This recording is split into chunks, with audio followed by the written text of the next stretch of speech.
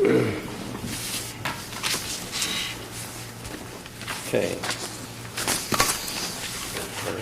Actual indictment.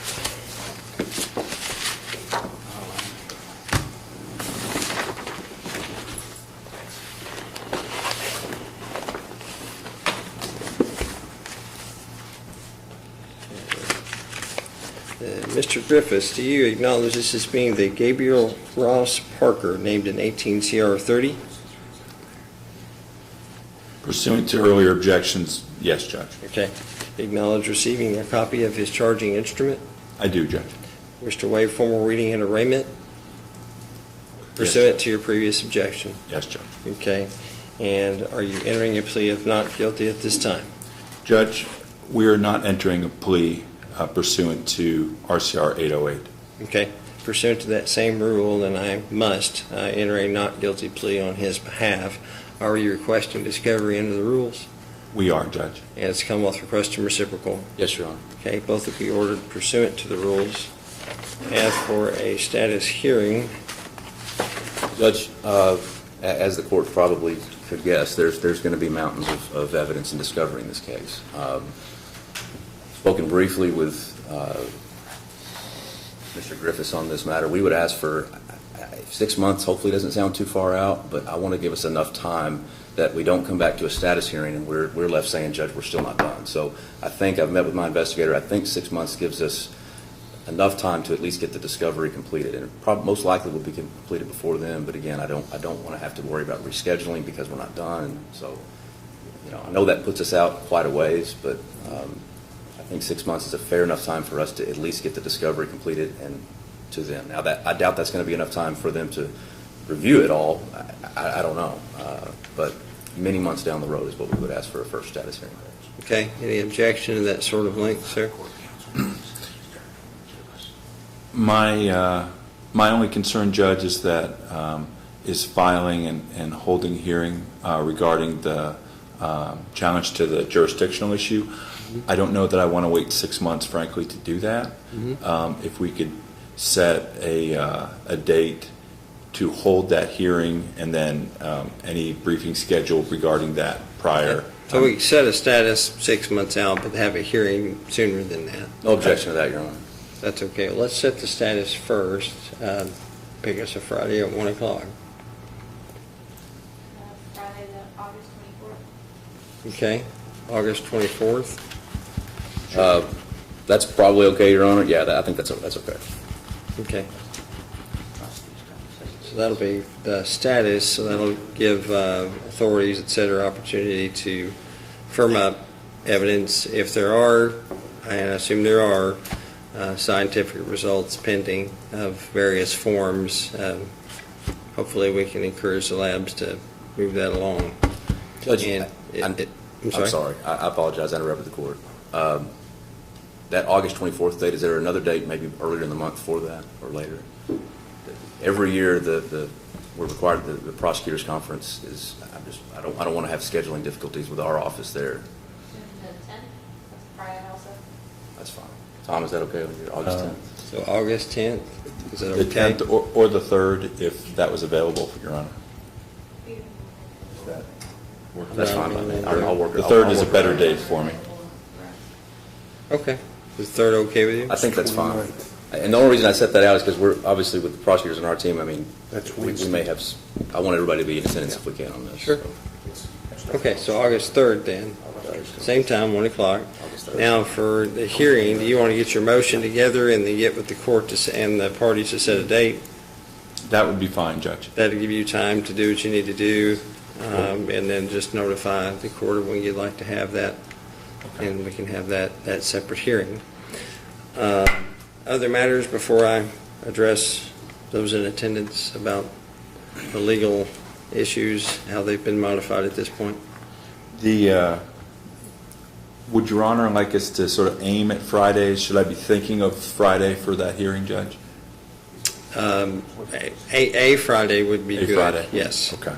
But we also have, Wednesday afternoons is often a good day to do that. So either a Friday or Wednesday afternoons would be good. But Fridays work well for security purposes. We don't have any other courts going on.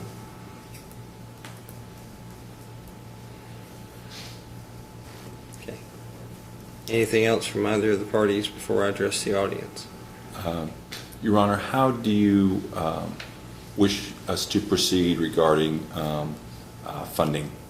I was going to meet with you after we'd excused everybody else Thank you, Judge. regarding ex parte requests. The other outstanding issue, Judge, and you may have been about to address this, so I can stop talking. But regarding the confidentiality that still remains, even though you've done the arraignment, were you about to address that? Well, I mean, there's certain portions that do, certain reports, et cetera, from the district file, whatever, are still confidential, but his identity, et cetera, at this point is not. He was successfully arraigned. The reason I bring it up, Judge, is I have been speaking with the Commonwealth about the remaining confidentiality under 610, 015, and things like that. I wasn't sure. We had suggested possibly going item by item or things like that. I wasn't sure if the court had a procedure it wanted us to follow or anything along those If lines. the parties can agree on what can and cannot be released, that's probably the best way to proceed with that. If there are any residual matters that you just can't agree on, you can set those for hearing and make a decision as to whether they remain confidential or not. So I'll trust the parties to work on that and just advise the court if intervention is needed. So until that time, Judge, then the clerk will keep the juvenile file confidential? Yes. Thank you, Judge. Yes. The contents of it. So, the attorneys in attendance, I just ask you to study up on what impact this has, what is now confidential and what is no longer confidential. Obviously, the defendant's identity is no longer confidential since he has been successfully arraigned. For court appearances hereforth, the public will be allowed to attend, as well as restricted number of members of the media, as they have that right.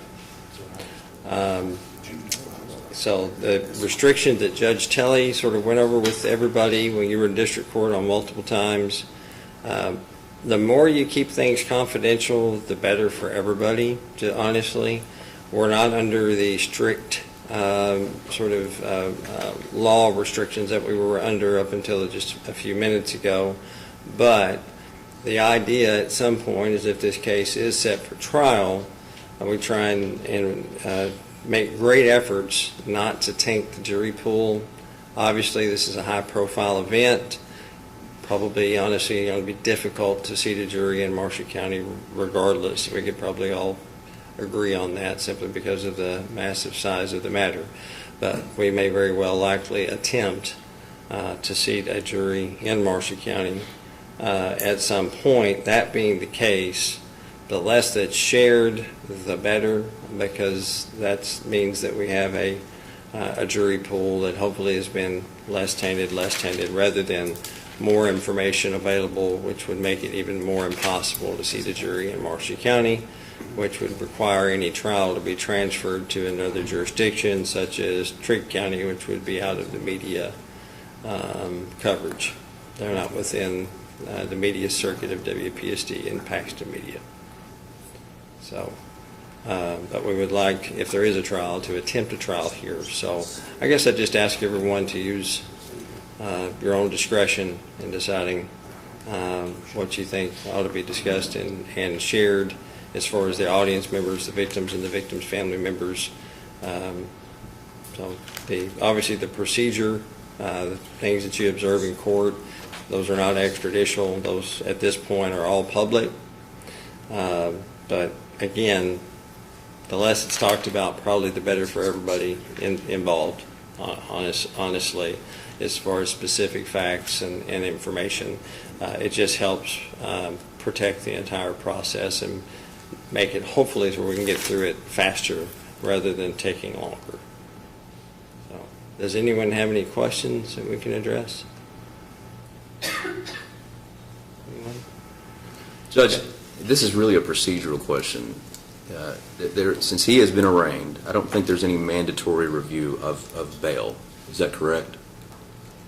Yeah, and he's charged with a capital offense, so he's not necessarily entitled to a bond as an adult. Okay.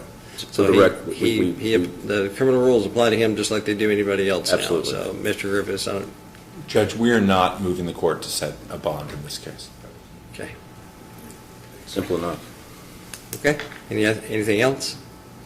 I'd like to sign, Your Honor. Okay. We have our status hearing date, and Mr. Griffiths will await your motion, Yes, Judge. setting a date for the challenge to the transfer from district court. Thank you. Okay. Thank you.